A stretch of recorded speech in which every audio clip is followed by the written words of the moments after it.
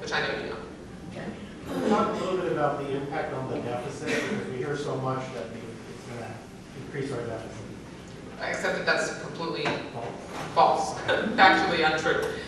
In fact, the Affordable Care Act, according to the CBO analysis, the Congressional Budget Office, which is a nonpartisan independent entity, has calculated that it will actually bring the deficit down. And in fact, if you look at Medicare specifically, it adds 8 years of solvency to the Medicare program. So, look, there's a lot of garbage out there about what the Affordable Care Act does, because you have people who have allowed themselves to be whipped into a frenzy by extremists.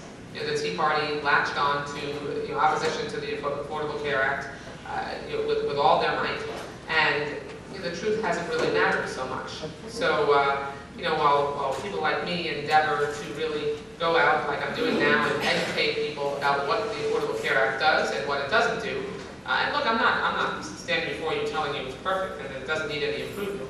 I'm sure it does, but we should be working together to try to address the problems. I mean, in a 2,000-page bill, there's going to be some problems. And when you're trying to reform something as significant as changing our entire healthcare system and adding 31 million people and doing all the things the Affordable Care Act does, then obviously that's not going to be done without some speed bumps.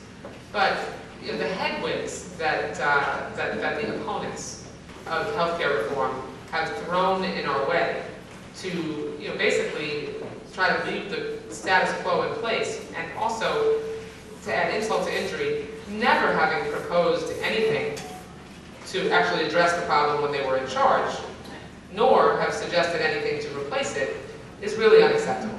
Because we can't continue down the path that we were on.